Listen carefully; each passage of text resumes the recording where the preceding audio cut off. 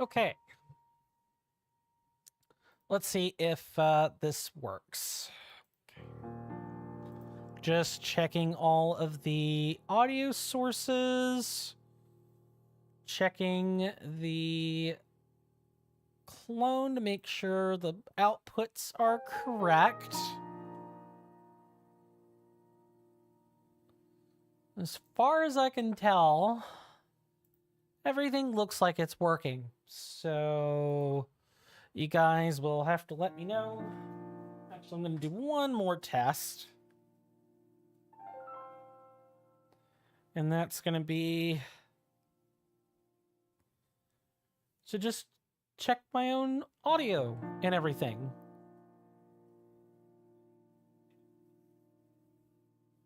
Okay, that appears to work. Audio works. Thank you. Much appreciated, Raspy. And thank you to everybody on Twitch and YouTube for being patient with me. For you guys on YouTube, I'm just now remembering that doesn't actually work because the people on YouTube would still be in chat A, not chat B. Sadness. The quirks of streaming live to YouTube. Let's just get this show on the road, shall we? I'm going to have to figure out what to do later in an event this happens for people on YouTube. It could be I need to put in a Discord post about it. I don't know what I need to do about that yet. What I'm going to do, though, is save and make sure we don't have anything to worry about. At least on the progress front. Now,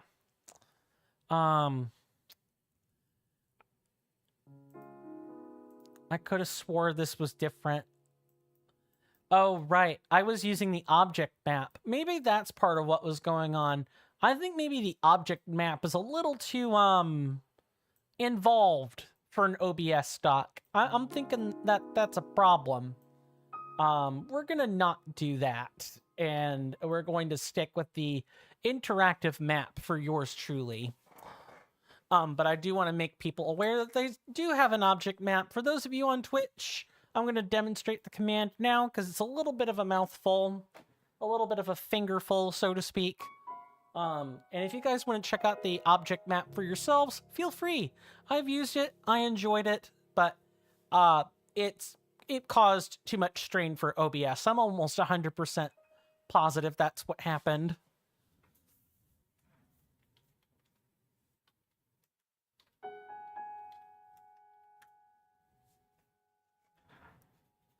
Don't worry about the coordinates. That part of it is meaningless. You just click on the actual hyperlink and it'll get you to where you need to be if you want to use that map for yourselves.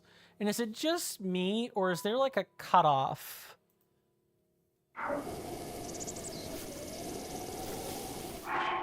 No, okay, the UI is just like that. I was looking to fulfill my object map needs.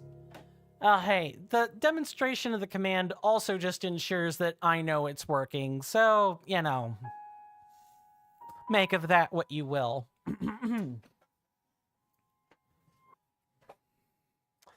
apparently I have to resize my OBS stocks again. I hate this. I hate it a lot.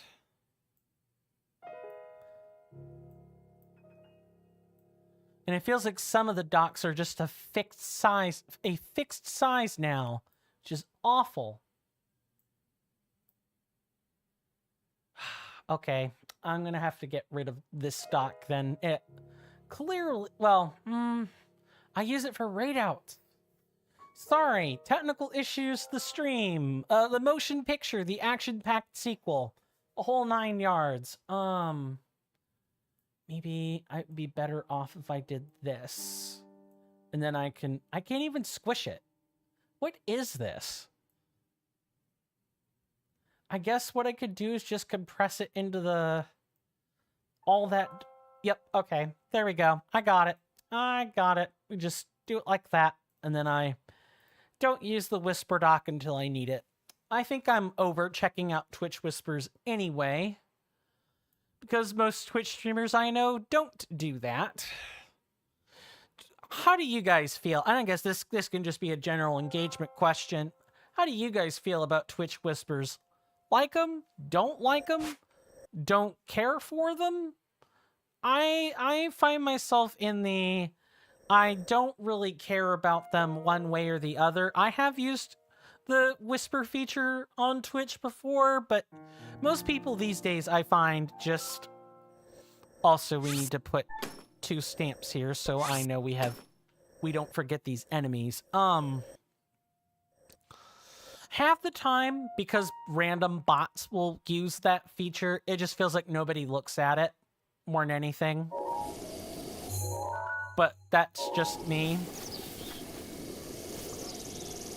What's Twitch Whispers?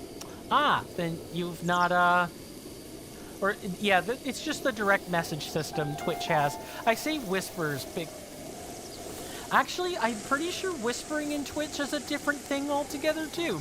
I have to make sure I'm really precise with my language. Yeah, it's just direct messages. So, like, if you've ever clicked on the chat bubble feature on the top part of Twitch, it'll bring up all the direct message correspondence. Oh, I was just gathering what everyone thought about the direct message feature. I can't imagine people's thoughts are super substantive about Twitch's direct messaging system. You have a nice icon, very representative of a chat icon. That is true. It is the icon is very forward for what it's supposed to do. That said, I'm not sure. What's the best way I want to state this? I think that might be one of the chat's only redeeming qualities. That features redeeming qualities, not gonna lie. Mostly because, again, people just... I mean, that is not a very insightful observation. I agree. So, then I suppose what you might be saying is you don't really care about it one way or the other. That's like any other direct messaging feature on any other website. Meh. Discord direct messages have more features than a... I want Twitch Whispers to get canceled. I don't like human interactions. Kappa. Valid. Completely valid. And your opinion would not be... You are not alone in that opinion. There are a lot of people who are saying that, you know, the direct messaging system on Twitch is just a rife opportunity for scammers, bots, all that other fun sort of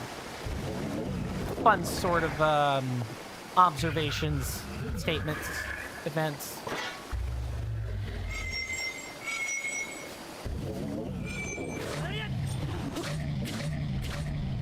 I'm gonna go ahead and knock out the Hinox here.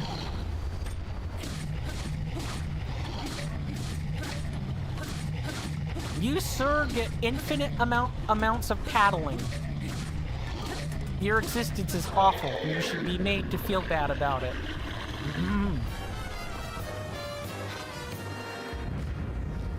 The boss doesn't seem to pose much resistance. Wait until you see the white or black-skinned Hinoxes. Those are a whole different ball game, and the Stalnox variants are worse. Okay, good. We might as well get... Oh, these are really bad weapons. Alright, then. I don't like anything where you don't have complete full control. Talking to a different person necessarily requires the other person to have input, which is not nice. Kappa. Ah, the classic opinion of introverts everywhere. Kappa. Meh, there are definitely times where I feel the same way. I don't want interaction, but those instances are few and far between. I am an extrovert by nature. I generally seek out you know, human input. I feel lonely without it. I generally feel very lonely without it. I've been thinking about, taking a... So I'm part of the veterans... I need to kind of, line up the sentence a bit better than I have. So I'll start by saying I'm part of a veterans association group. We advocate for U.S. veterans getting their benefits and everything. And we recently had a canceled meeting. I learned that today, 2 hours before the stream starts. So I'm thinking about taking some of my hard-earned, very limited cash and asking to go to a coffee shop tomorrow because I want the human experience that badly. That's how much I seek out human input. And yes, I could hang out with my sibling. I have a friend on... You know what? That is a fair enough joke. I guess you do kind of have to be extroverted by law, huh?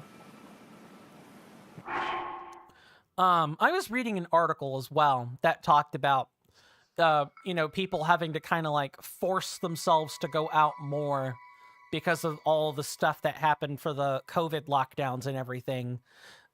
People are sort of figuring out that socialization skills are more like a muscle and they're not something you do or don't have. Which I have to say, thinking about socialization skills like that, it makes sense, but I never thought about them that way. Mostly because I already, I'm an autist, so I already have a weird, not unnatural, but uncommon perspective when it comes to socialization, so I've never really thought about it that way, but... You said that you were an extrovert by nature. You want a joke? Well, I mean, you are. You're saying that you're an extrovert by law. You are legally obliged to talk to many people. Yeah, that is absolutely true. It's not nice to think of them that way because that means you're responsible for them. I suppose. So it's one of those, you're having to cultivate the skill, right? I think on some level that comparison makes sense because it's like public speaking. You have to cultivate the skills to be a public speaker. And sure, you could sit there and study in a comms course. You could sit there and study in a comms course forever and learn about all the ins and outs of public speaking. But knowing about the ins and outs of public speaking and doing public speaking are different. Doing and studying are two different things. And I know I'm not speaking of this as though nobody like that's some revelatory, prophecy. It's just I'm bridging points in conversation here. The only way you get better at public speaking is to do it more, good or bad. And particularly the bad, because then you learn what not to do. For the record, you are definitely an extrovert. I buy it. But maybe much less because your dysthemia has healed quite a bit and you've talked to quite a few people now. Good. This is a revelatory hypothesis, TBH. Look, I don't want to say that sometimes, basic shit is rocket science, but sometimes basic shit can in fact be rocket science. And especially given what's happened in the past half decade and more, I do kind of buy the idea that social skills are something you need to cultivate or you will lose them.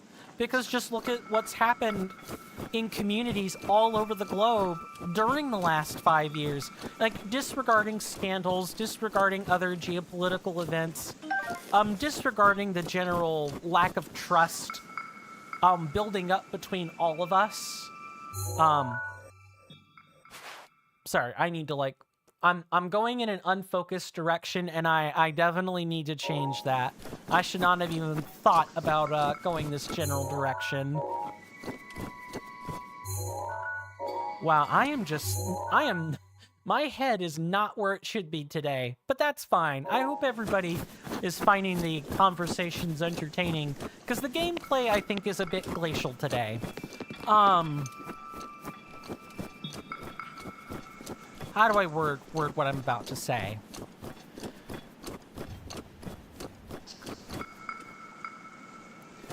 When it comes to cultivating social skills and why I buy into them being a muscle or acting like a muscle, I buy into it more now because of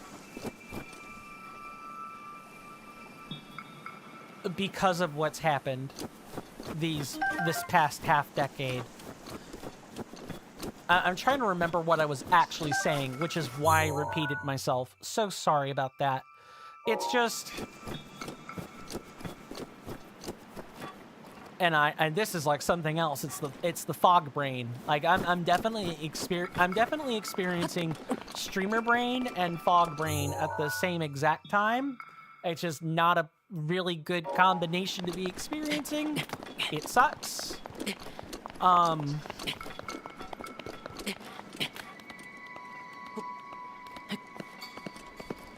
And I'm also trying to concentrate on doing something at the same time, which is never an easy task.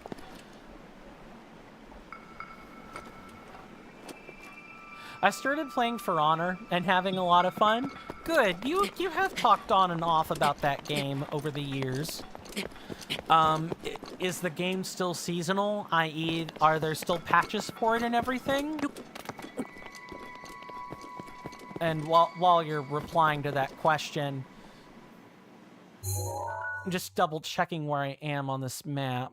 It's like over in the opposite direction. Okay. Yeah, the game gets updated quite a bit. It's a great fucking game. Highly recommend it. I think I have it sitting somewhere in my, like, library of games. I have to check. It got a lot of time for polishing and tweaking. That's good. I haven't really heard any, like, controversial things about, you know, For Honor lately, so that's good. Many, hello. I guess we're just gonna use it up. There we go. Goodbye, Sir Stalkoblin. Many characters got reworked and are just joyful to play. Awesome. It's one of the most epic experiences. You had a match that went really well, as in it was really fun. Apparently there's a new map that looks great too. Oh, where is this? You had a really close fight at the end and you finished off an enemy with a really epic move. That is awesome. Okay, I think I know where this wants to be. Wants to be over here, like so, right? No, it wants to be right there.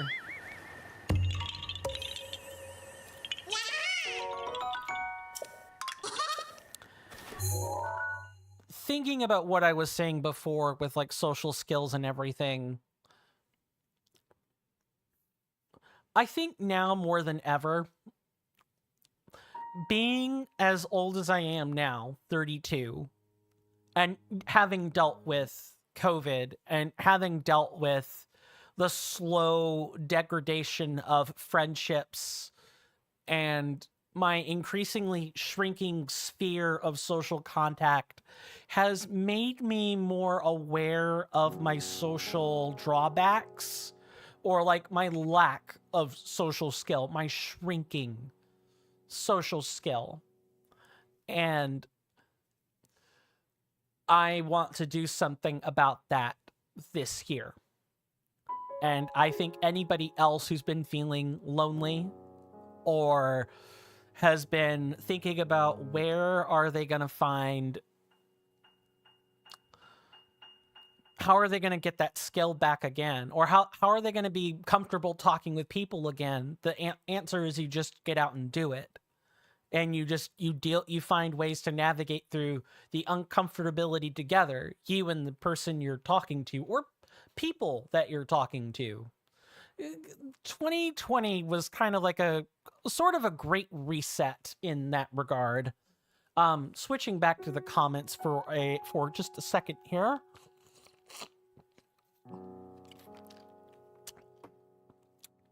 Nothing like acid to clear the throat. If you dodge in the direction of an attack with a very small time window, you deflect. Yeah, I think I remember some bits of what I saw in For Honor gameplay, and certain characters have moves for deflects.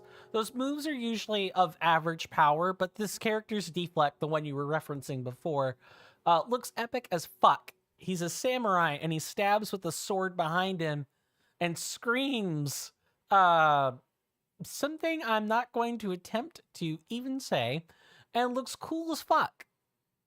Like, you sometimes play this character just solely for that move. That's valid. That's totally valid. I get wanting to play something for the cool factor. Or especially just like even the whole kit, the whole package deal of a class or a character in a multiplayer game and everything. The voice lines are S tier. Sounds interesting. I might have to look at some videos regarding the subject then. There are at least 4 characters that are just an unmatched experience, i.e. that they're out of this world. Yeah, okay. I could buy that. It sort of sounds like it sort of sounds similar to the trial period that No Man's Sky went through, where it was kind of a meh game where there was some deep disappointment, and then it got refactored and everything. Apparently, Twitch needed to reconnect to the chat room. And apparently after some deep content updates and some reconfiguring of priorities and everything, No Man's Sky kind of became a model experience, and it took a long time for it to be in a good place. In a good place from a gameplay perspective. Apparently Twitch is having issues.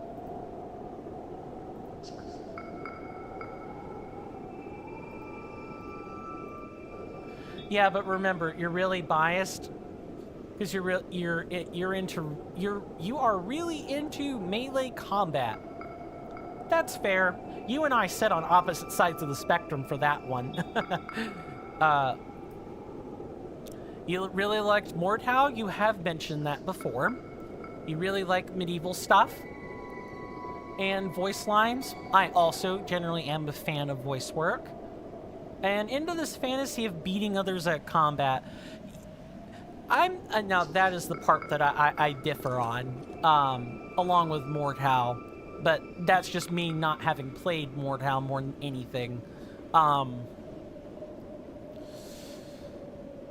I am a ranged combatant, and generally, if games have magic, I like using magic. I'm definitely into more of the fantasy thing more than anything. We're looking for fairy lights, chat. That's what I'm doing. We're looking for lights that are moving around all over the place. I want to say it's up here on this shelf. I'm more of a PvE person. I like cooperating with players to get things done, not necessarily dueling.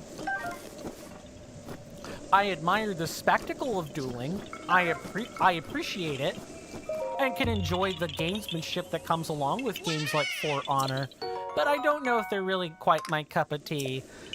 Stuff like World of Warcraft tends to be a bit more my cup of tea. You know, when I'm not playing stuff like this, or I'm not doing an Elden Ring challenge run or something like that. If I had a multiplayer game that I was invested in, it would be something where I could heavily cooperate with other players. I remember...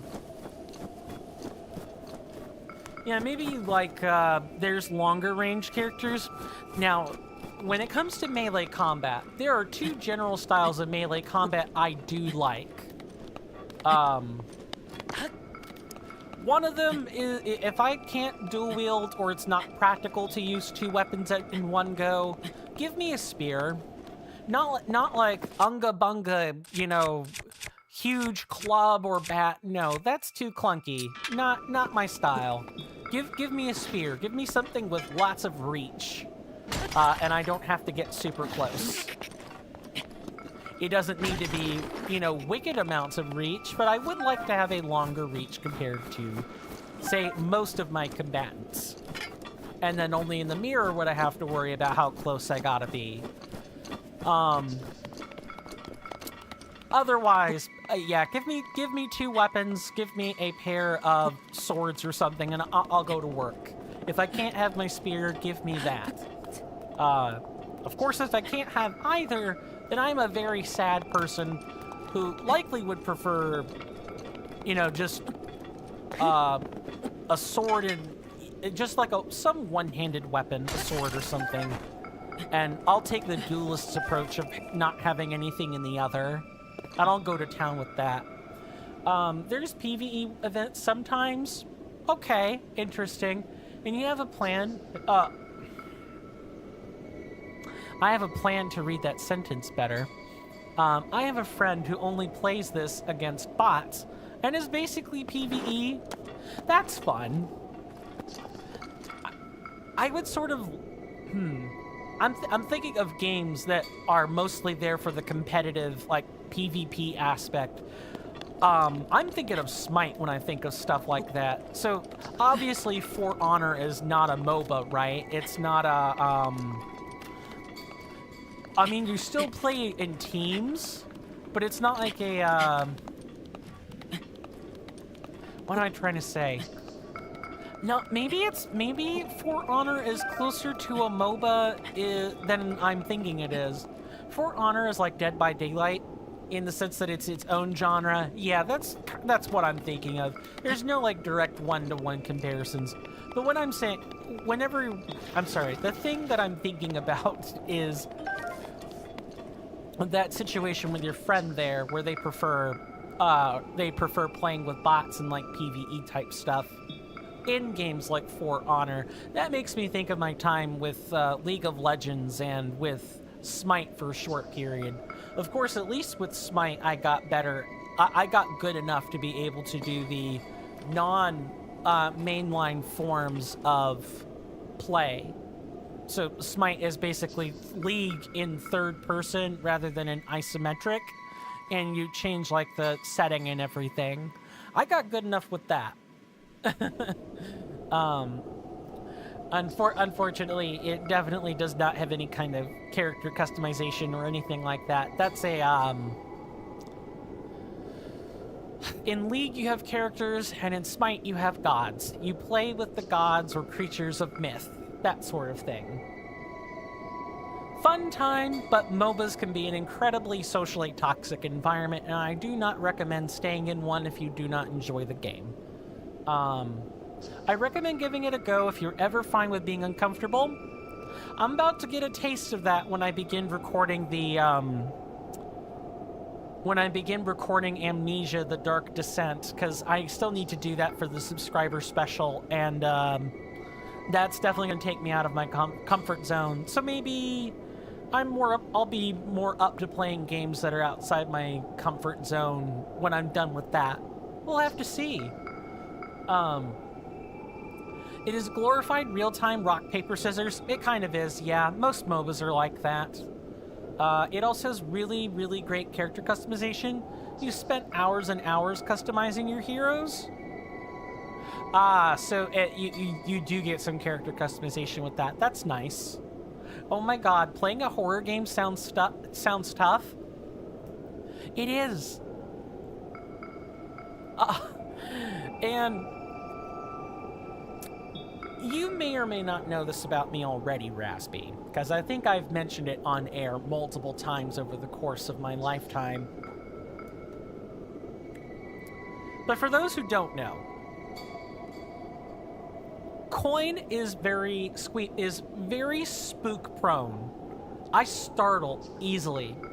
To give you guys an idea of what I'm talking about, If you guys are familiar with the game Fallout New Vegas or Fallout 4, there are these groups of enemies called feral ghouls. Gale is now ready. Ghouls are what happen when humans become too irradiated in that universe and they haven't had the fortune to die from radiation poisoning. Feral ghouls are what happens when you're driven insane from the radiation poisoning. They're kind of like zombies. And in Fallout New Vegas, as well as Fallout 4, they move fast. If you spot a feral ghoul, never mind that they're different types, like across a room, they can get to you at the snap of a finger. The time it takes for you to blink with a shooter game, that's a long period of time. The time it takes for you to blink, they're already swinging at you, and dying to one is not fun. It's worse in Fallout 4 because the graphics are better, but and unlike in Fallout New Vegas where you've got the whole VAT system and you can sort of freeze time while you think about what body part to take out, in Fallout 4 VATS is more similar to bullet time, where the game is just very slow and you could still die while you're aiming in VATS in that game. And they scare the fuck out of me, and I do not use that expletive very lightly. I have legit frozen. I've legit had to pause the game because a feral ghoul just came out of nowhere and spooked the hell out of me. And I've owned Fallout New Vegas and Fallout 4 for many years, and I've beaten many feral ghouls. I have killed a lot of them, and they still scare me. Those things you could see a mile away. They're human-sized. They're human-sized, basically zombies, and they spook the hell out of me. Going back and reading statements here before I keep moving. The reason I recommend playing is if you feel you'd immediately like it, it'd be great in that situation. It's kind of in the same vein as Hitman World of Assassination, I think is what it's called.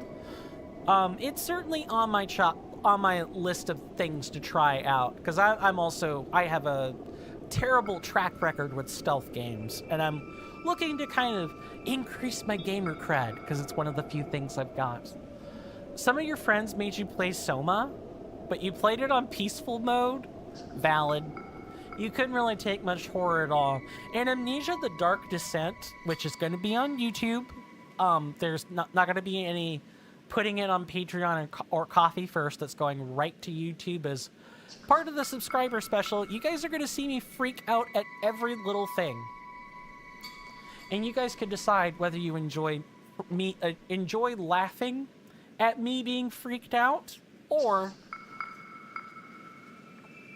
if you're like, I don't like Coin when he's like this. I prefer when he is calm and not being irrational, because fear is awful for making rational decisions. I am probably in the same boat as you, good sir. I probably cannot take much horror at all, but this subscriber special is going to test, how tolerant I am at being uncomfortable. It may be one of those series where I end up having to call my sibling in and both of us are on camera together because I can't do it alone. I scare easily. Very easily. You also have an autistic friend who can't watch horror movies at all? And I suppose I could extend a similar thing to, blood, gore, guts. I do not like, I can put that fear, that dislike of blood and guts aside when it comes to watching medical film or things like that, because I'm aware that what I'm seeing is real. It's ghastly, but it's at least another human being. I still don't like it though. Animated or, blood, gore, guts in film, can't do it. And in games, it kind of depends. Cel-shaded blood, gore, guts, sure, fine, whatever. Hyper-realistic blood, gore, guts, absolutely not. I get quite squeamish at that. You don't mind blood, gore, and guts? You dislike atmosphere. I guess I at least from talking about horror games, I think atmospheric horror would be the thing that I could probably get into, and that'd be about it. So I guess I'm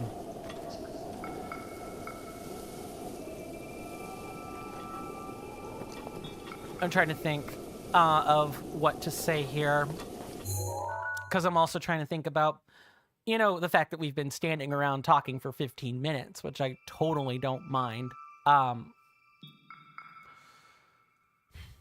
When it comes to horror, this is very much in the camp of I'm predicting how I'll feel on things. Some of it is personal experience from having, watched horror film before with family, or having watched someone play a game that was considered to be in the horror genre. But I've never actually sat through and had that experience for myself. So I definitely know my statements are in the I think I know how I'll feel, but I am not sure. And I am both bewildered and curious. Also, it's been so many years since I've last had that type of experience that I could use a good refresher on whether or not I like or dislike horror, or... Wow. Well, I guess if you want to break your equipment, there you bloody go.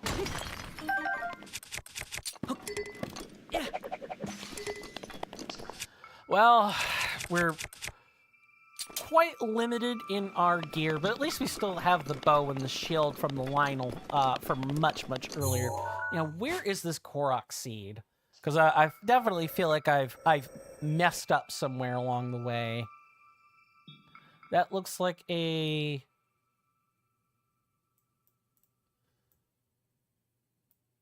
I see. Now, what I don't know is, do we stand here or there? Pretty sure we stand here and glide down.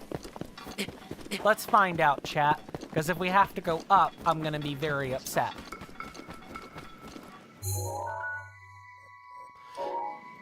Never mind. We have to... Oh. It's over here, ain't it?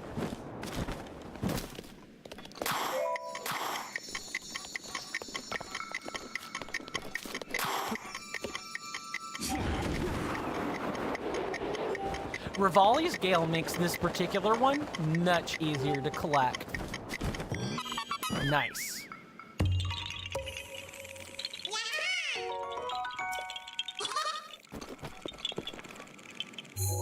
Trying to do that without any champion powers, or the right one, is a miserable experience. I know, because I've collected this exact Korok seed in the previous time I attempted to stream this.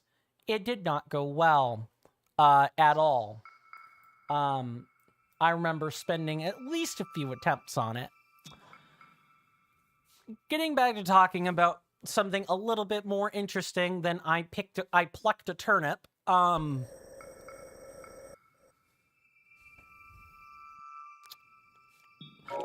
very much looking forward to discovering more about myself.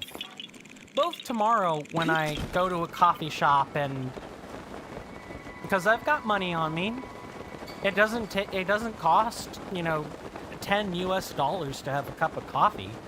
I know 2 places near me that I can do it for $3. or like $4. And if I want something nice to munch or snack on, then that bill kind of goes up to 7 or 8. But I know where I can get a nice cup of coffee. And the big thing is that I want to go there at a time where I can talk to people. Because I have been feeling that loneliness factor lately. And to be, abundantly transparent, I think I started to elaborate on this point, and then, the conversation went somewhere else. I like my real world friend. A coffee in Romania from a coffee machine is like, oh boy, I can't wait for what's gonna finish that sentence. That's totally not gonna be a, an office worker's worst nightmare. Oh, it's a price. So, is that 60 cents? I can't tell if you're... There's no way that's 60 cents. It is 60 cents. Oh. Okay, it's just the dollar sign was in a different spot than I'm used to. That's some cheap coffee. I would love to have coffee for that price. Usually here in the States, when coffee is that price, from a coffee shop, it's usually like $1.50. Makes sense. Here in the States, coffee can be anywhere between $3.58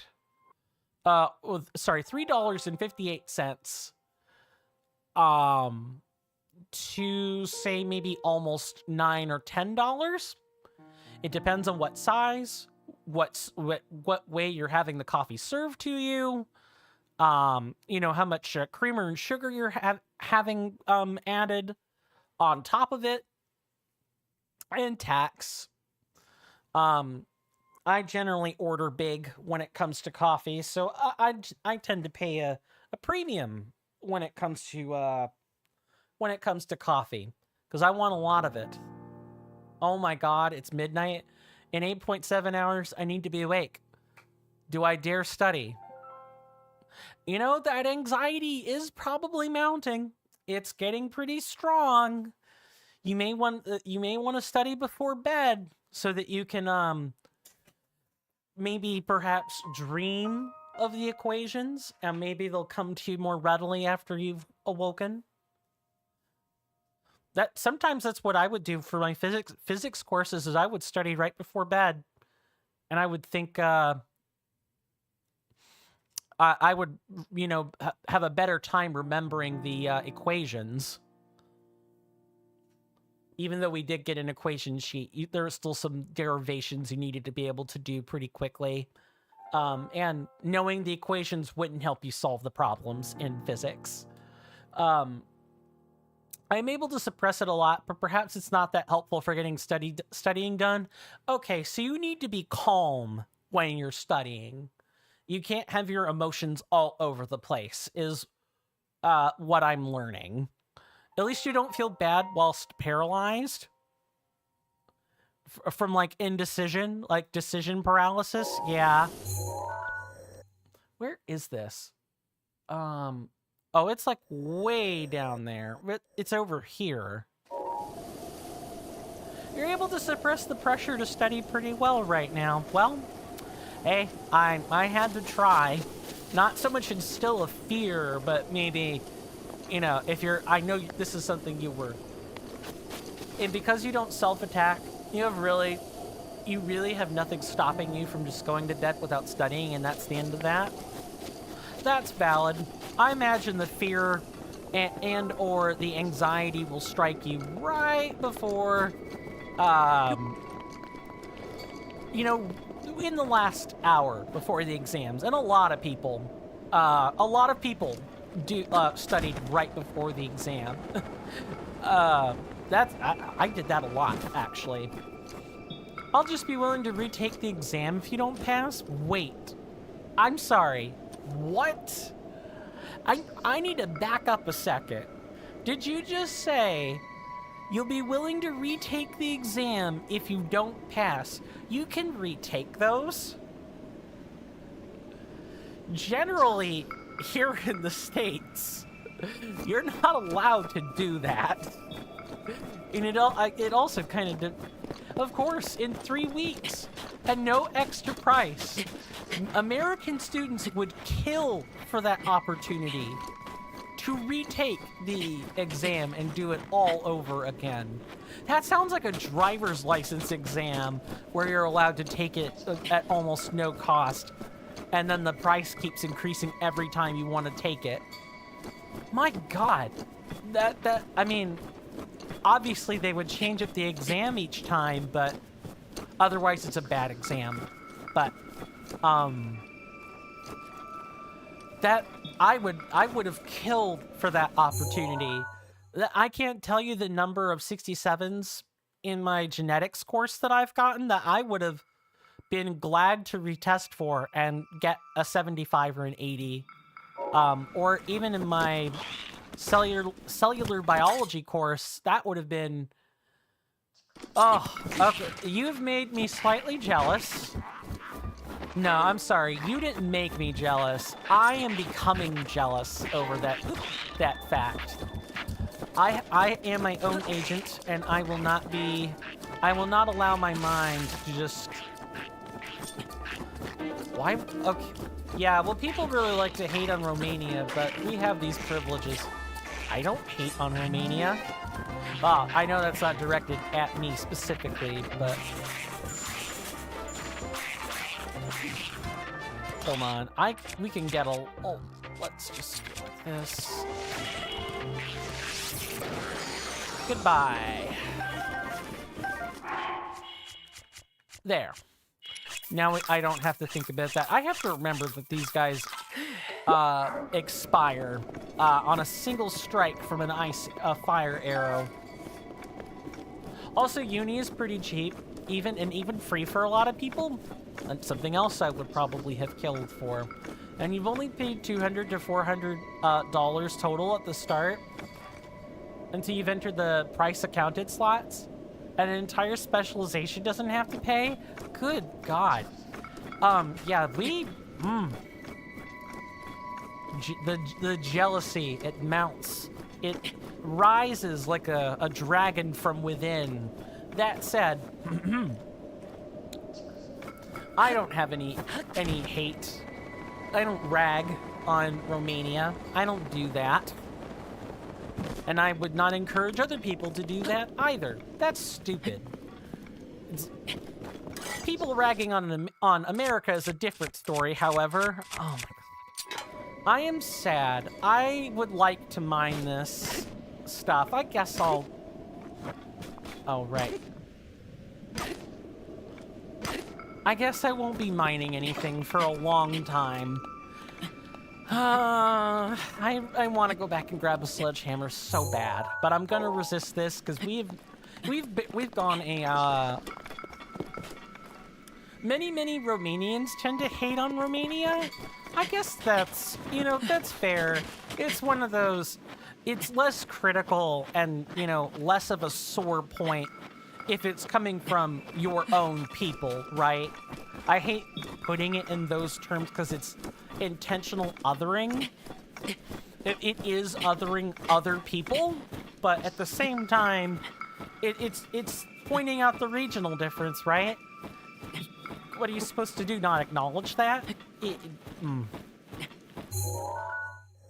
Please tell me I don't have to... Oh my God, I do. I totally have to go up here, don't I? Yup. That's exactly what we gotta do.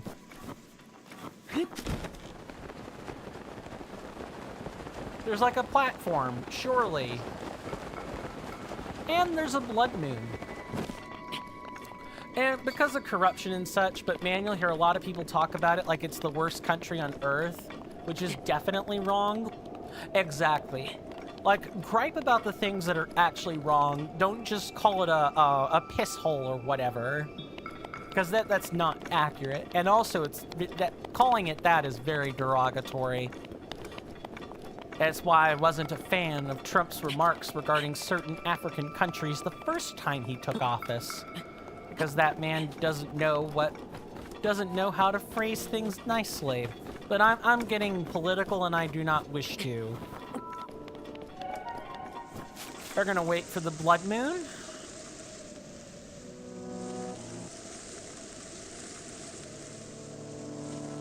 While that's going on.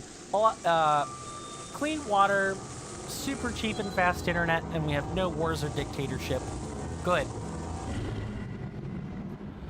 No place is perfect, right? But it's nice to have apples to oranges comparisons, right? Makes people feel better. I certainly would, I'm sorry.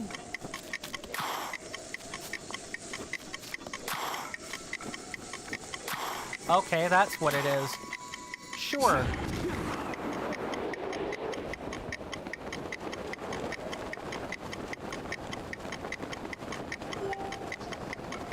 Thankfully, we have the stamina for this, so it's not such a big issue. But we are sinking faster than this ring will, faster than this ring currently is. I'm sorry. What are you asking me to do, game? Oh, you want me to climb to the top of this tree and then do that?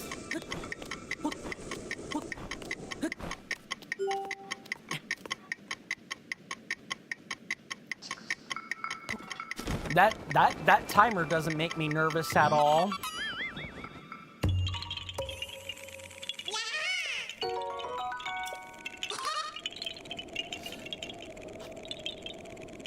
That timer do be pretty loud. I agree about that.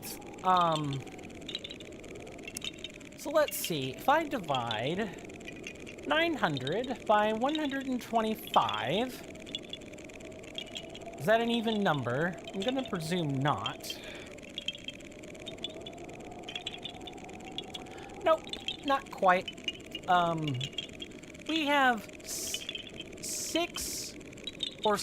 we have to collect almost 7 times more Koroks before we're free of having to find all of them. 900 for various challenges and puzzles that look like this is a lot. And Nintendo only bumped this number up, not down in Tears of the Kingdom, so... Anyway,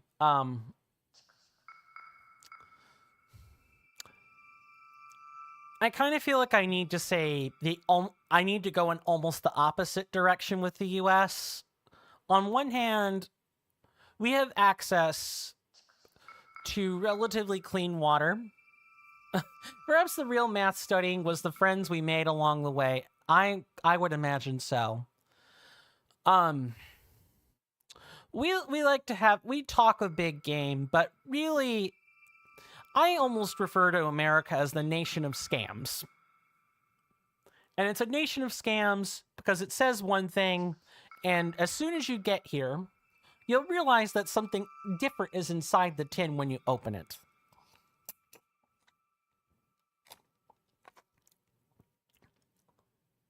Looks good in a commercial, and it looks bad when you come here. I know.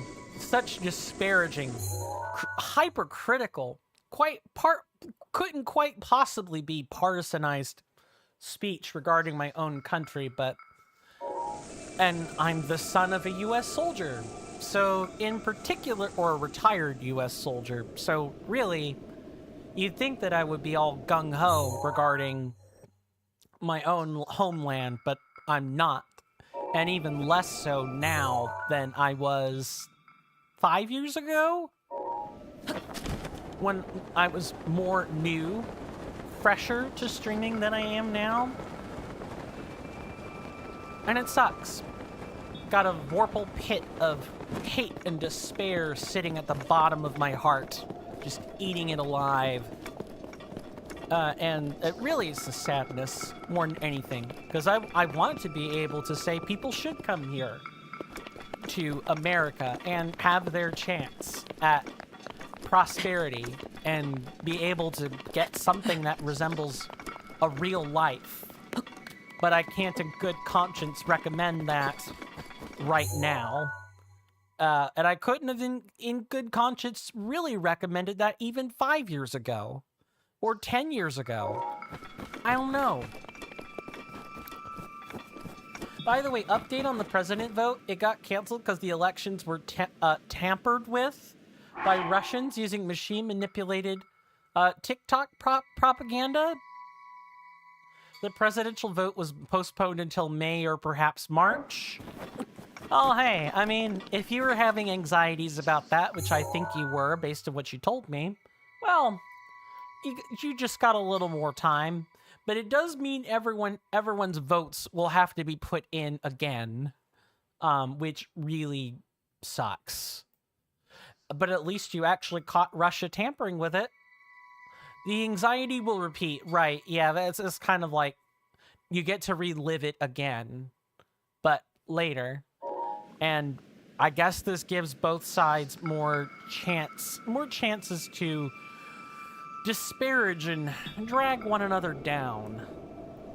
I know on my side of the pond, Trump got inaugurated today and proceeded to say that he was saved by God himself, which made me really upset. Because that's the exact kind of shit the Antichrist would probably say. I know. Awful. Awful. Just... I hope these next 4 years in the U.S. go without incident, or as little incident as possible. I hope it brings us closer together as a country rather than further apart, but God, did today's inaugural speech just... I wanted to pound desks and yell at the screen. It made me that mad. And of course, I'm entirely aware that my larger-than-life, louder mouth is something that the folks that I live with 3 rooms over can totally hear and will not at all rip me about later.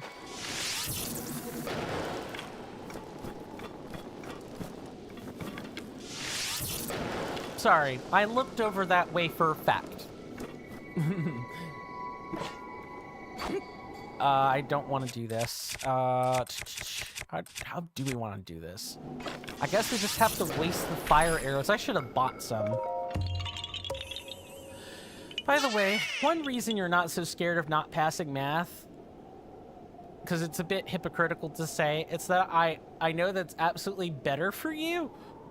Interesting. One math class you didn't pass led you to have a friendship and a bunch of events that were only possible because of the event triggered by the lack of passing that course. Yeah, you know, I'm no longer a college student myself, although I'm always thinking about going back, you know, trying to do what I can to go back. I don't know what kind of scholarships I'd have to file for. I know I could definitely get one just based on being an autist myself. But if I can get enough money to at least be able to transfer out of the university I'm attending and into one that's more appropriate for my state, I'd do that. I would absolutely do it. And I'd figure out what to do, because I love house sitting. I don't mind pet sitting, but this is not where I want my life to be. I would like to do bigger and better things with it. And that means not spending another year, pitying myself. I need to get over that and get to living my life and not being a 32, 35, 40-year-old man in his parents' house. That's unacceptable. And my God, what have I been saying this whole time? Where has the stream been going? I feel like I have not done the object of the thumbnail yet. Oh my god. I'm sad about that. Oh, by the way, you just have to rant. You were playing Warcraft 3 with a friend who unfortunately is right wing. Gotta love those cultivated friendships. And we met this other person in the game and added them on Discord to play with them, and he asked about our political views, and that new guy was semi-homophobic and talked about that, and it was one of the most triggering things I can imagine. And it had to have been a kick in the teeth for you, because your friend was probably agreeing with him, right? You don't have to get specific or anything, because I want to avoid, leaving bad tastes in your mouth, but I certainly can't imagine your friend didn't also go along with some of the things being said. That is a horrific thing to have to sit through. I know what that's like on a personal level. Yeah, your friend was supporting him? Yuck. And I don't mean to sound, like judgmental. Hello? What is that?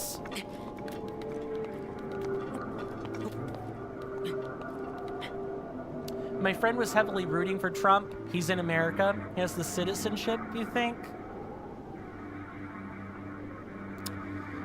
Sorry, I'm not trying to be a judgmental person. Like I said, I'm hoping... And I even talked about it in the vlog I haven't published yet, because now that I've said this, I will definitely have to go back and rethink what I've put in that vlog. I want to be everyone's white pill this year, but that means not being more vitriolic than necessary. This conversation about your friend has not helped in that regard. That's not on you. It's gross to hear about it. And I truly wish you hadn't had to experience that.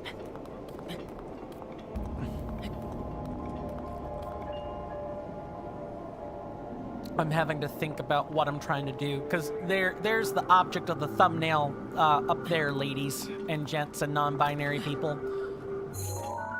Let's see if we can take a picture. It's not the picture of her face, but it'll have to do. This is one of the few times where you get ambient noise that actually actively reflects the thing you are encroaching upon very slowly.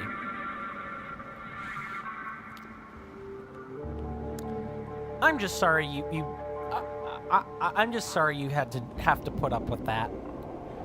I am a centrist. I'm a US centrist myself. I am someone who is neither right nor left on the political spectrum. You could probably say I have a slight right or slight left lean. I would say thanks to the Overton window shifting to the right with Trump's inauguration and succession back to the White House, the Overton window will shift right, so I'll be center left. And I strictly mean U.S. center.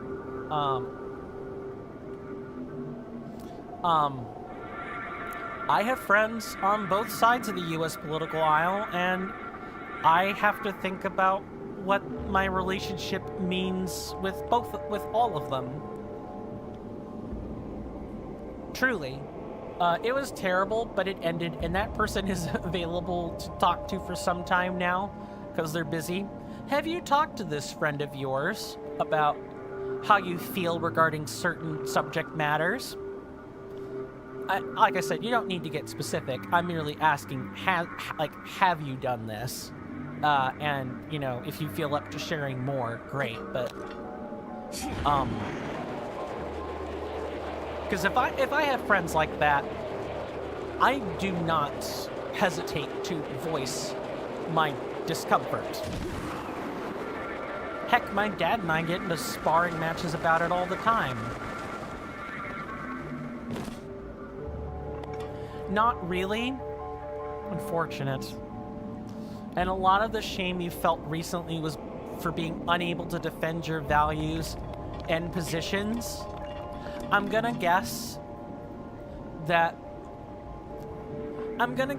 you find yourself in a similar boat to me, where you're sort of walking that line between the more radical elements of the parties in Romania, and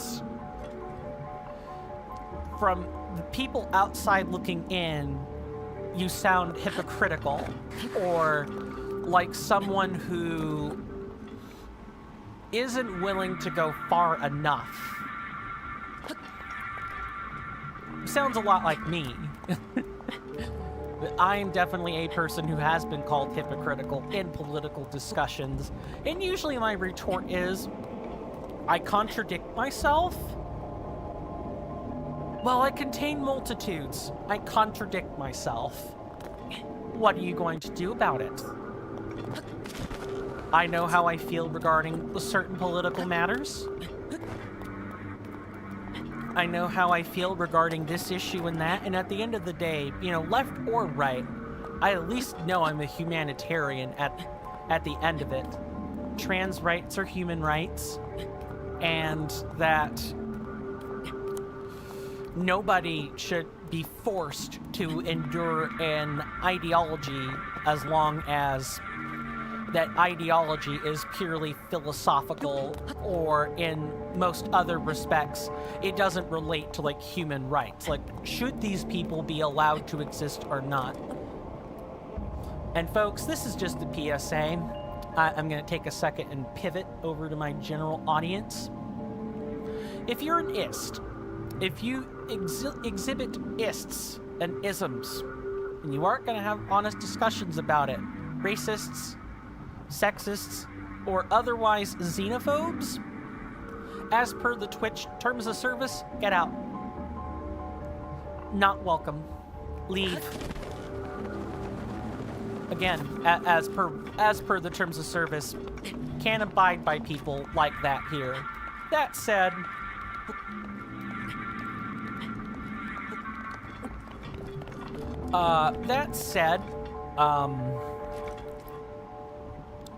you know, we all have our demons, our darknesses, and I certainly don't mind discussing things if they remain in a civil manner. I even have a channel on my Discord for that. It is heavily curated. No one has posted in there yet. But there are places to talk about sensitive political, religious, and philosophical subjects. Yeah, a friend told you that it's probably best that you can't defend your values because you could focus on the relationship aspect, which is kind of best. I disagree with this. Not vehemently, but I think you can do both, and I do think people can contain multitudes. Unless you're a public speaker or your friend just wants to learn more, then it doesn't actually help. Yeah, people change their minds when they deal with their own shit, not when they're presented with reasonable arguments. There's a man on YouTube that I don't necessarily subscribe to his worldviews on everything, but I do at least keep up with him. His name is Josh Strife. That's the YouTube moniker. And he put it like this. People aren't looking to agree with facts. They're looking to agree with feelings. And if you can't agree with a person's feelings, then they're going to spike the facts.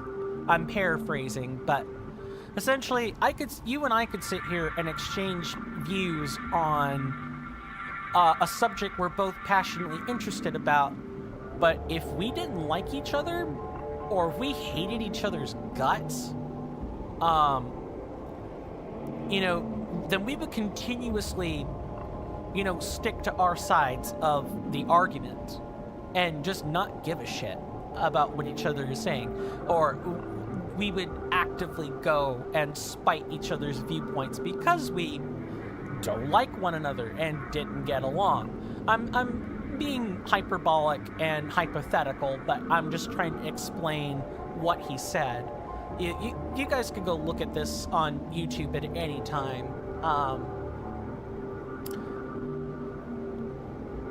He's not like right-wing or anything. It's kind of hard to describe who Josh Strife is on a personal level, but I agree a lot with that sentence, with the sentences he spoke on the subject.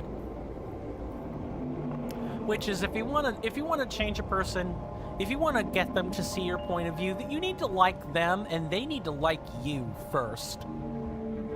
Feelings over facts. Sometimes it's just the truth. Like the subjective truth is the truth. I'm not saying, let me go back to chat here. I'm not saying you shouldn't be able to defend your values or that it's not worth it. I know. You and I are speaking on a similar wavelength with that one. That friend was partially saying I'm not at risk of just constantly messing with the relationship by trying to change my friends' minds, which doesn't help him nor me. I want to make sure I've parsed that sentence correctly before I make a move on Nadra. Because once I make a move on Nadra, I'm going to have to focus on Nadra. I can't be going back and forth between chat and Nadra.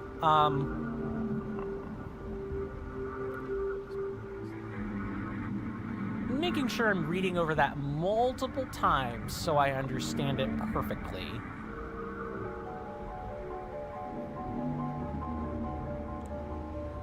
It almost sounds like your friend is trying to say you can speak your mind, which, to be fair, is something you would hear a lot of right-wing folks say, is, come on, speak your mind. Can't know which side of the fence to put you on until you do. That almost sounds like what he's saying.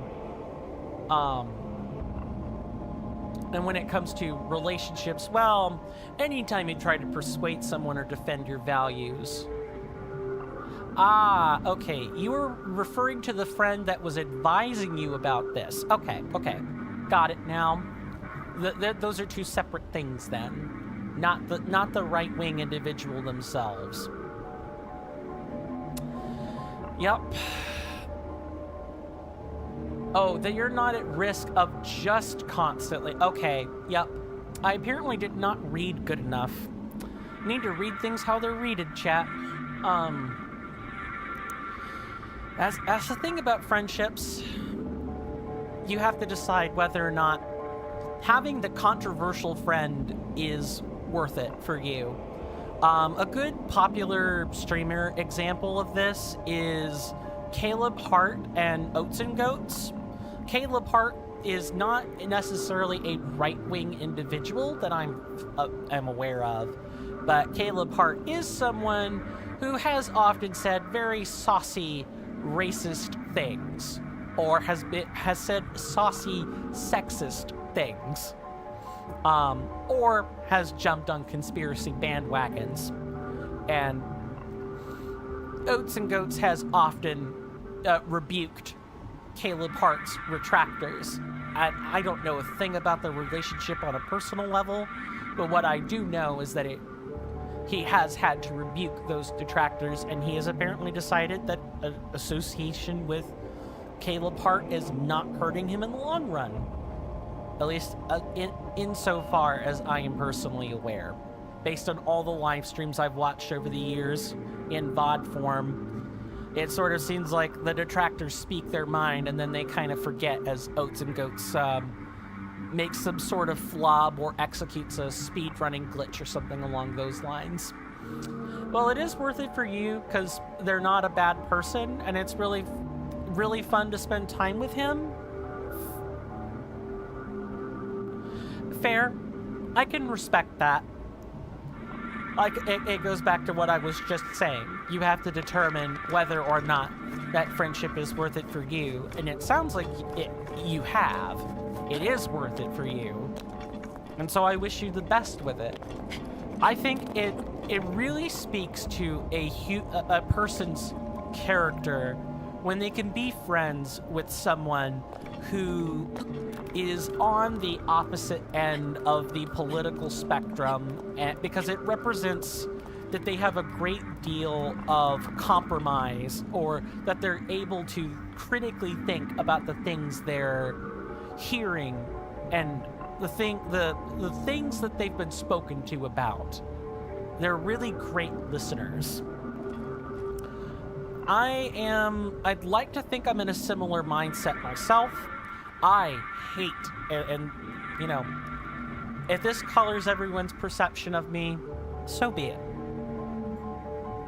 I hate echo chambers. I hate them with an undying passion. If there is,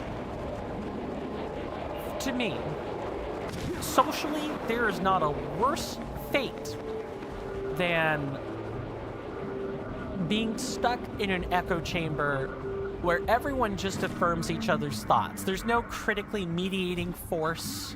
There's no person there who defies the groupthink. I hate that shit. I would be the first person to speak up as soon as I felt it was safe to do so.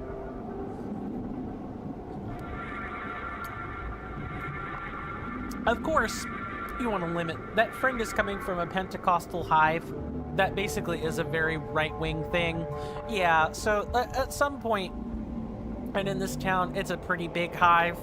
That makes sense. It's even more intricate when faith or religion is tied in with that. That can make people... I have found that religion can often close the minds of people that would otherwise have an open one. And I am saying this as a person who is religious himself. I'm getting all this speaking out now because, once again, as soon as I start tackling Nadra, I'm not going to be able to do anything else. Nadra is the closest thing we have to a field boss. I'm trying to think if I have friends like this. Like the one you describe. Not directly. This is the primary reason you're so heavily biased against religion. At least now that bias is making some sense. I think my humanitarian philosophy mitigates some of the more extreme things that are associated with just the dogmatic aspects of religion. It's because it's heavily associated with right-wing stuff here. Yup. And people accepting stuff without questioning it. Yep. I question the book all the time. I don't always think about maybe more concrete or very specific questions, but every time I've read the book, I've come out asking, why are things like this? And then I generally go and do some research. Although, the last time I've dusted off my New Living Translation Bible has been maybe the better part of 2 years. I've felt pretty confident and steadfast in my own faith. I know what I believe in. And I also know it doesn't preclude me from being a good person. And it's not the reason that I'm a person acting in good faith. A person who treats other humans with dignity and respect. It just informs my worldview on certain things. That's all. With that, chat, I'm going to go ahead and get this party started, because once we finish this fight and we go to the shrine that's underneath here, because there is a shrine here, we will be ending the stream. I know it's a short time. The stream has only been active for an hour and 19 minutes, but let's not forget the other 3-hour stream that took place before then. Also, I guess this is a reminder that we don't always just talk games or surface level subjects here. We do talk about deep subjects here too. Philosophy, religion, politics. As long as people are being civil, I have no problem with it being discussed here. As soon as people start to yell, stammer, scream, whine, insert any other like harsh verb here, I'm gonna step in and cut it off. But for the question of faith, why I don't believe is something else completely, and that is completely fine. And that is your business, not mine. Should you choose to share it, great. If not, I accept that that is the line being drawn. My faith is my own, and your faith, or lack thereof, is your own. And that same line of thought extends to anybody and everybody in both chats, by the way. YouTube, Twitch, wherever. I am not here to persuade you to join my faith, nor do I intend to subtract from my own. I've watched a lot of atheist debates, and you just haven't found anything convincing, and that's completely fair. And you've spent a lot of time looking. You and I have discussed this before at length. And that's totally fine. I subscribe to the statement that Thomas Aquinas, mentioned about faith in the past. And that is, for those who don't believe, no explanation is possible. For those that do believe, no explanation is necessary. And of course, I am a fallen STEM major, so I don't subscribe to the typical thinking that a lot of religious people do when it comes to the sciences and maths. They're very much a human invention, and at least in my personal opinion, help us understand more about the world we were placed in, about the world in which we've developed in. They aren't some random magician's gobbledygook that humans and the sins of the devil have tainted. They're things that we've made ourselves, and there are many famous theologians who are also mathematicians and scholars. Are they suddenly magicians, seers, and other people who would be cast into the sixth lot of hell? No, I don't think so, because they were generally pious people in all other regards. They were just also scholarly, which is a very... I know, I'm speaking in abstracts here, but I'm sort of illustrating the same arguments that people would use to detract from those who are secularly and worldly, and I'm saying, see how they crumble when I apply them to scholars within their own religious field. To me, it feels like you like the values brought from religion, but modify it quite a lot, to the point where, to me, it feels like a rationalization to believe. That's fair. And we're getting to a point where I still have more thinking to do on that.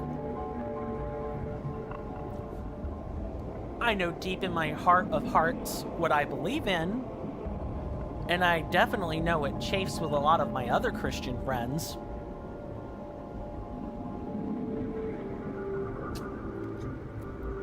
Perhaps because I'm not thinking through religion in the typical lenses most people do. I mix some form of rationalization with deep spiritual philosophy. At least I'm trying to explain how I've generally thought about it. And I suppose in my case, what I probably should really say is religion and spirituality is something I've experienced more than something I've thought about or spent a great deal of time examining from every angle. It's a lived experience for me. And this is coming from a man who used to be an atheist, who used to be a nihilist in addition to that.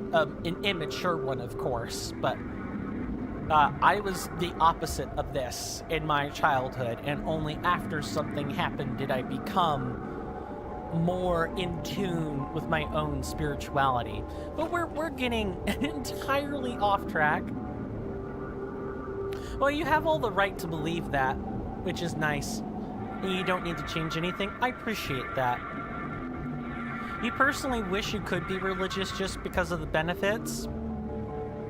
But if it makes you feel fake, then the benefits aren't worth it, aren't they? So be the person that you're supposed to be. And if that is being a pure, pragmatic, worldly atheist, then be one. You're in the exact space, in the exact frame of mind you're supposed to be. And perhaps that's me assigning some level of predeterminism to your own fate, but I think it's true. In the religious world or in the spiritual world, they would say, the statement would be, God has you exactly where he wants you to be. If I morph that into a more acceptable secular thing to say, I would say, maybe you're at the exact place you're supposed to be, thinking exactly how you're supposed to think. And you're filling the role that the world is asking you to fill. It would take extreme amounts of evidence and explanations of current problems to get there, and you can't forge that evidence. Right. That's just a different frame of thinking. And I don't think there's any frame of thinking that would get you to even be religious, nor would I want you to be unless you just, became religious of your own will like I did. I chose to accept it after some things happened to me, and it helped me be a better, maybe not the religion itself necessarily, but once I had something else to ground me, I became a lot less self-critical. And I became more outwardly focused. You definitely have more success in relationships because religion is really popular here. That is something we both could really agree on, seeing as how that's your lived experience. And you've mentioned this about Romania before. It's like its own social network. It is. It absolutely is. You can make lots of friends who may even secretly believe the same things you do, or are very willing to be logical. Logical's the wrong word. Rational about their own religion. There's more than 7 churches within 1 kilometer of me? I don't think there's 7 churches, but I know of at least 3 or 4 that are within 2 miles. You could walk that distance. I have. And about 7 more within 5 miles. It's a quick 5-minute car ride to and from. And if you really wanted to, you can even walk to those.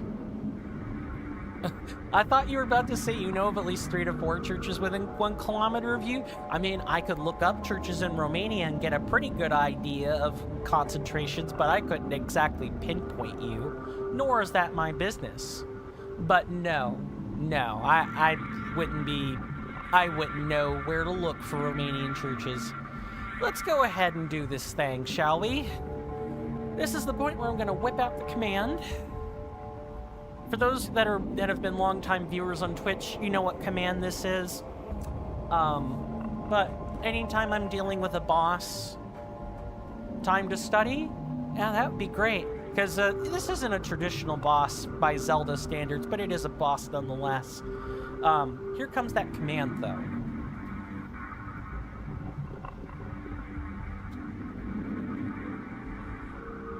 I need to figure out the generic equivalent, but yep, anytime anyone wants to, figure out why I'm not being super chatty, it's probably because I'm fighting a boss. So I'll acknowledge any highs, any quick statements, but other than that,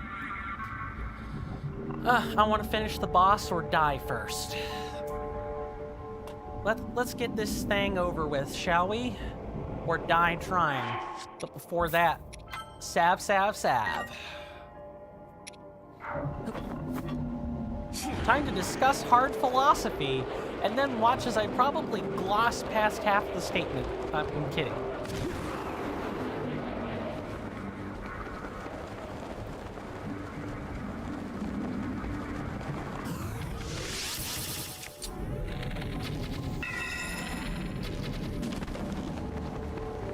Oh, you have to fire up Nadra. I think you have to fire up Nadra.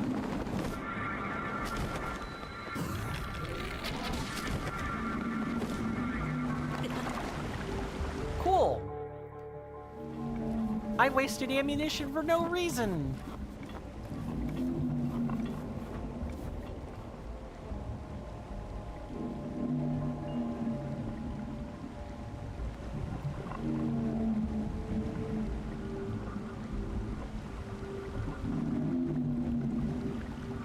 You have done well to find your way to this spring. You who have overcome numerous trials and obtained the spirit orbs. The one you see before you is the attendant to the Spring of Wisdom. This is Nadra, the blue spirit of Leneru. This servant of the goddess has looked over the spirits of this land for ages, unknown to the world of man. However, the dreaded Malice, unleashed by Calamity Ganon, has possessed its body and reduced it to this state.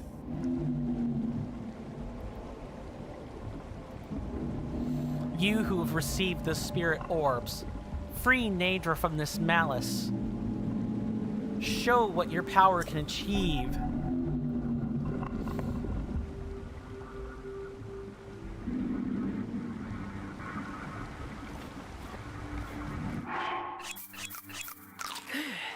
I was definitely hoping to not waste too many shots, but it appears that I have.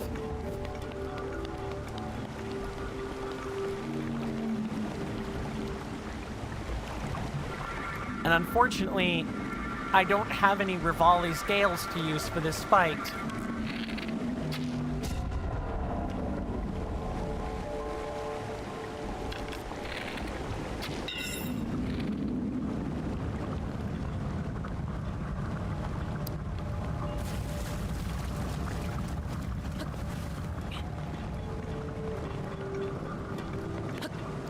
And we do kind of have to keep up with Nadra, because if we don't do that, we are pretty destined to have problems with this fight. But this is the boss fight. You just fly around and using your paraglider, and you shoot these eyeballs that, like, right on down.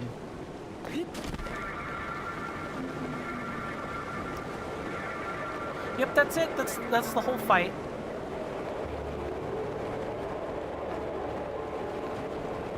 So we need to do something like this.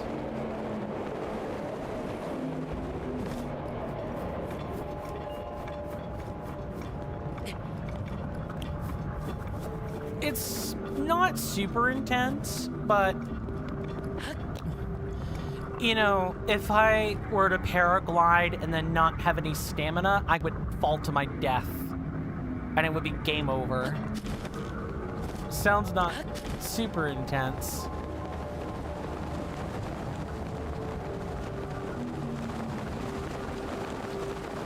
Oh, down at a really rapid rate. That's not very good.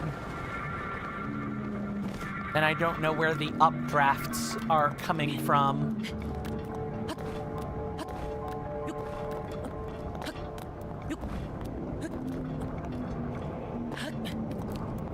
Could increase our movement speed, but that doesn't really mean anything.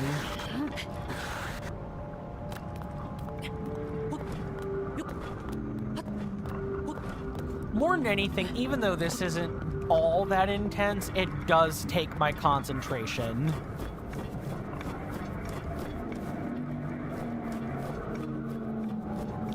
Phrenic Bow would have been really awesome to have here. And yes, you do in fact have to lead your shots.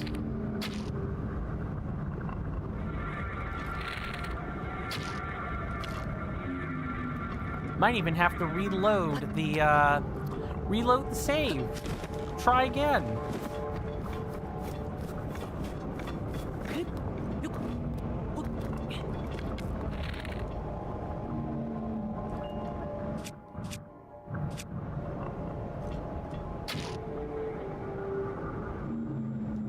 Yeah, that's not gonna work.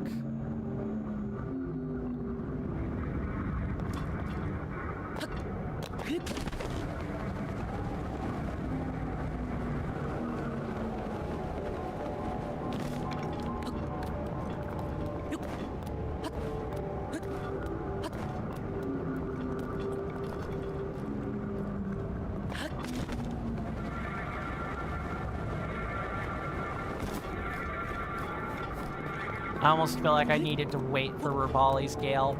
This scene reminds you of a moment from playing modded Minecraft. You got pushed by a zombie into a massive hole. You were free-falling and panickingly, you quickly put on your jetpack, and you were searching hard for the start engine button, and it didn't work. I was approaching the ground rapidly, and I found the button, held the spacebar really hard, and barely reduced the velocity to not die. Yeah, it's not like...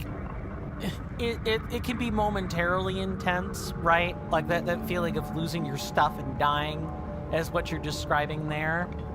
But the fight is certainly epic.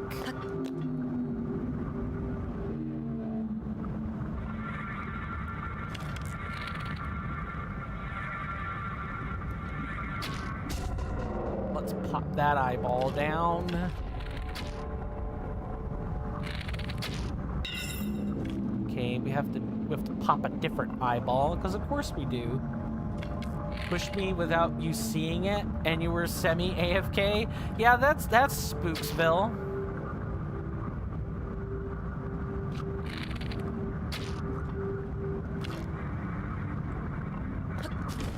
Okay, now this is the part where we can, now we have to follow Nadra without losing stamina.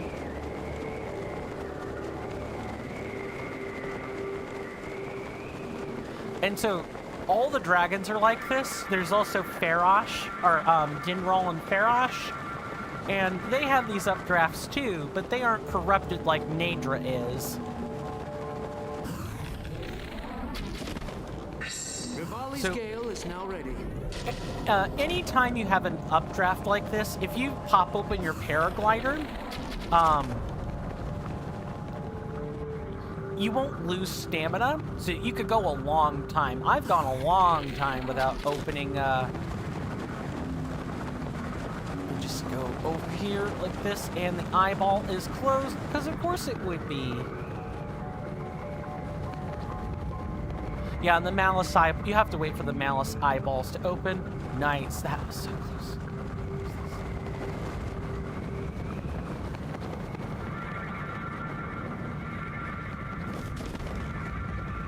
Not good.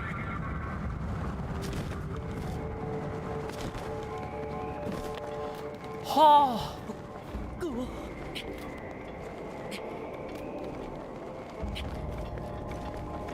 You feel like you finally have enough pressure from the deadline to start solving the math exam? Good luck, buddy.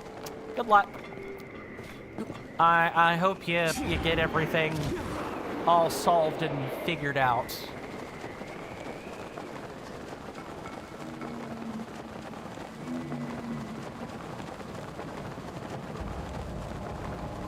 We're so close. We only have that one eyeball left.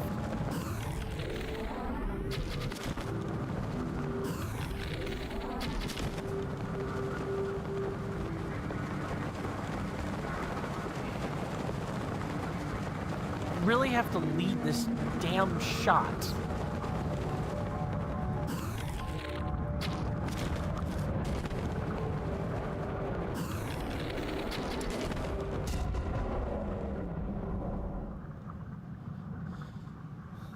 We had one moment, chat, where it was pretty damn close, but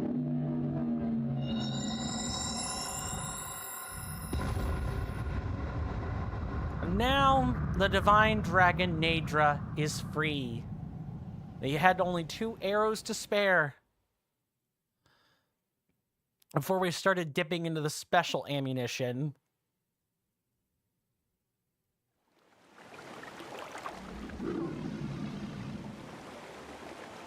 Totally not anticlimactic. Yes, like I said, this is a very anticlimactic fight.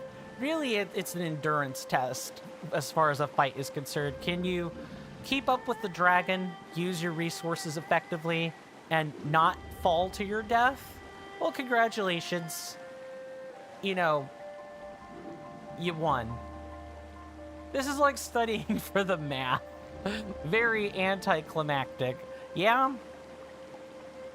You're not performing some struggle, and in your case, your struggle will be happening in the next almost the next 12 hours. It's a bit faster than that, but at least this was a one and done event. Yours is a bit more protracted. Thanks to your efforts, Nadra, the spirit of Mount Lanayru, 9 hours. We'll wake up at 8:45. Good luck. Hope you won't need it. The spirit of Mount Lanayru has been freed from the grips of an evil power, but a single ceremony remains. Now, loose your arrow through the body of Nadra to free the spirit of this region. What? Oh, I forgot Nadra's not supposed to look like this.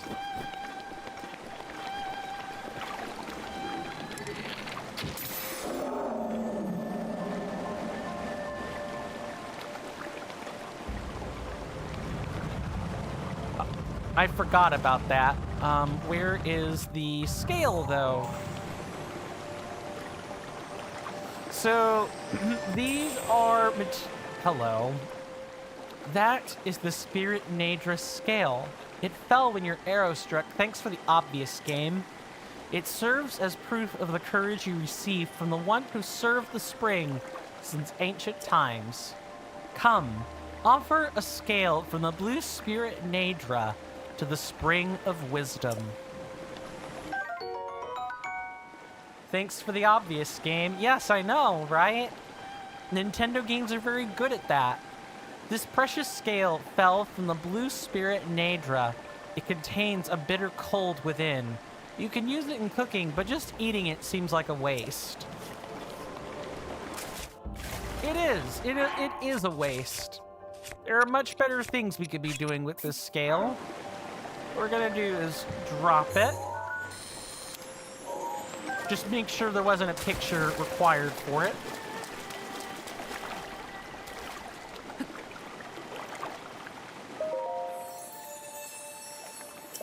The blue spirit Nadra is released. You must now offer Nadra's scale to the spring here. Oh, right. We need to do this.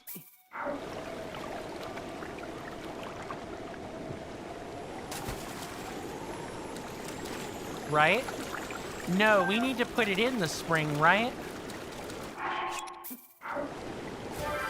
There we go. Fun fact, your calculator is a mini family treasure. It's a calculator that Dad found when he worked in construction as a construction worker in UK at the Cornell University. Awesome. It's a 30-year-old calculator or even more, and it still works. And he used it across his entire life. You can use it, but cannot lose or break it. Yeah, I can imagine so. Mainly because he would never get the opportunity to use it again, one. And two, I can't imagine it would feel particularly good to lose or break it. Plus, if you have kids yourself, if you ever have children, it would be nice to be able to pass that on to your offspring.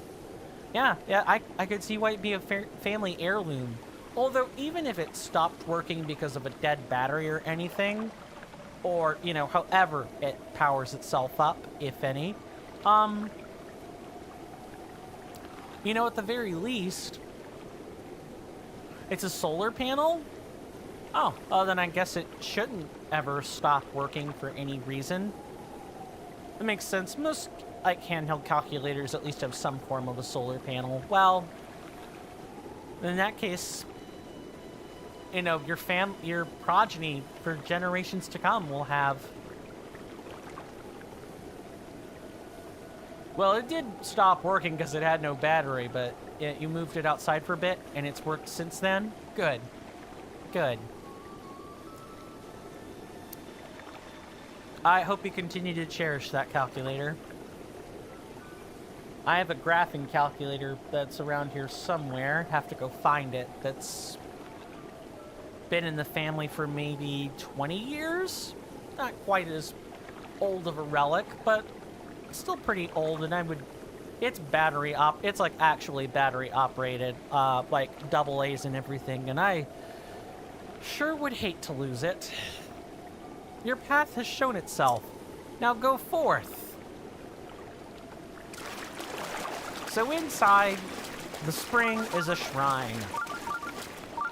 And the shrine, the Jitan Sami shrine, is just like the one we got in the Tano Oa shrine, where you go in, you get the thing, you come out, and not much else.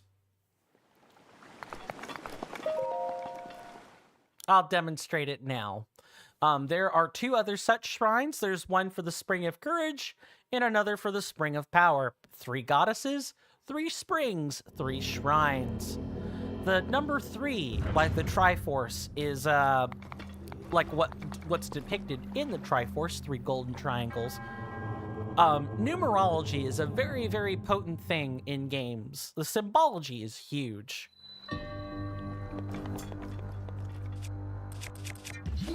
And there's nothing else in here, right? Just doing the checkaroony. What do we have? A frost spear. Ah, this one wasn't... Honestly, freeing Nadra was more of a reward than the weapon ever was, but we were running low on weapons, so I'll take it. A magical spear forged from ancient ice taken from the Hebra Mountains. Attack when the blade glows blue to chill the air and freeze your foe. But more importantly, chat, we have a fantastic spirit orb. I am going to let the dialogue on this play out a little bit so we can see this monk's pose. You have done well to arrive at this shrine. A hero rises to right the wrongs of Hyrule. In the name of Goddess Hylia, I bestow upon you this spirit orb. Oh, he's just sitting with his legs crossed.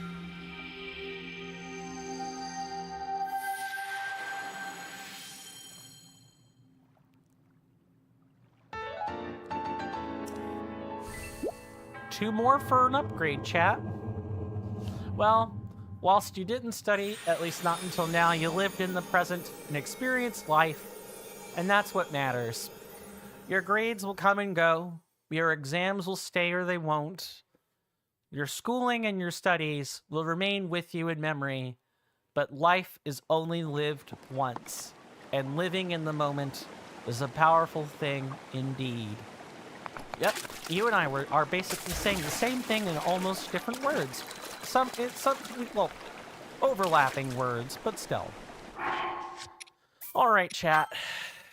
I've even streamed an extra 48 minutes in an attempt to get everything all kosher.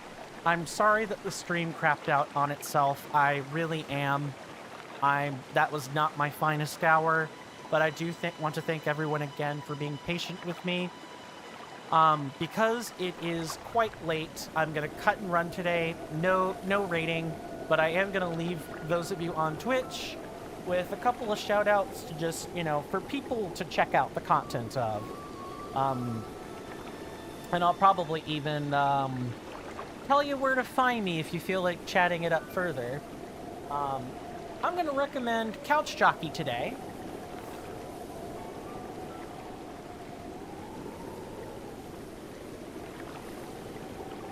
Couch Jockey is the father of the magic-based or spell-based hitless runs in the Dark Souls series. He's like one of the fathers of it. But, I'm back, but I'll lurk for a bit. Aw, you're right, catching right the tail end of the stream. I personally feel like a lengthy intro isn't all that helpful. You're talking about when I introduce people for shout-outs? Is that what you're talking about? Or something else? Well, I'm waiting on a reply on that. Saying things and such is nice, but I feel like the regular outro... Ah, I see. Yeah, you have said this before. It is something I'm still working on. I'm trying to decide what thank yous I want to keep and everything. I feel like you're if overthinking was a person, and perhaps the intro to some extent, I'll take that criticism under advisement. Thank you. Because you aren't the only person to have said it. Promise. It's just... thank you is a really common word in my vernacular, and I like to make sure I'm using it. Because I'm not owed an audience. I'm not owed anyone's company. I could still be making content to nobody.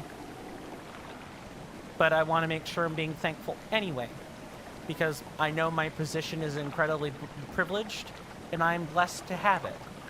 So if I don't say thank you, if I don't do that stuff, then I come across as spoiled.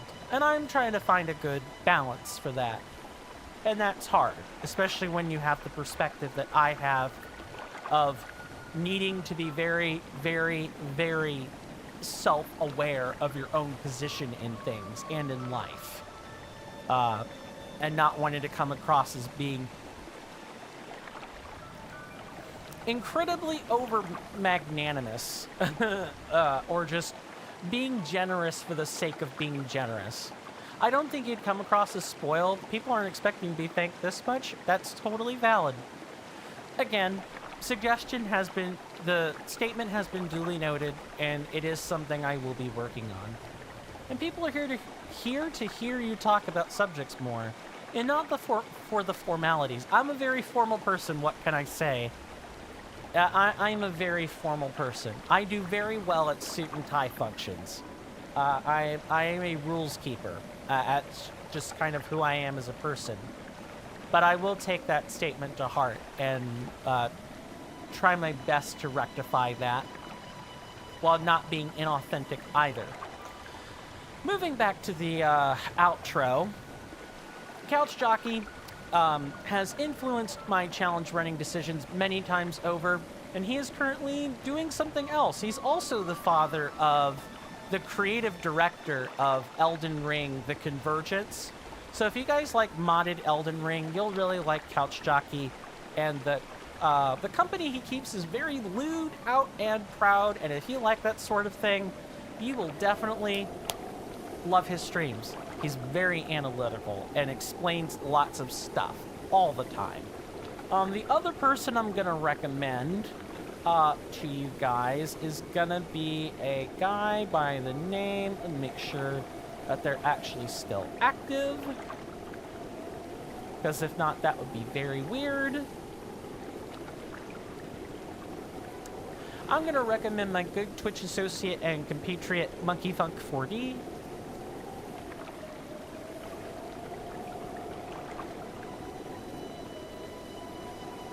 He sort of plays the same stuff I do, but you know, his sphere is much wider than mine. If you guys just like simple variety content, you will definitely enjoy his streams. I've enjoyed them many times over, and I'm glad to consider him a Twitch associate and maybe even a Twitch friend at some point. All right, enough about the shout-outs.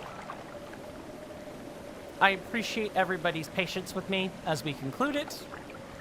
It's been an honor, a real pleasure to entertain everybody today, and I hope to do that again this Wednesday at the same time, 1 p.m. to 5 p.m. Eastern Standard Time. I have a Google Calendar schedule thing that you guys can check out in the Discord. It's also in the description of the YouTube VODs, both of them. Please feel free to either sync up your phones to that, especially if you've got an Android class phone. Works with the basic calendar app. I could even help you guys figure that stuff out if you want. Otherwise, you know, I have resources in the description and the About Me section. Check all that stuff out at your own leisure. With that, stay safe and take care of yourselves, my senators and inductees. You're welcome in my hallowed halls anytime. And with that, goodbye.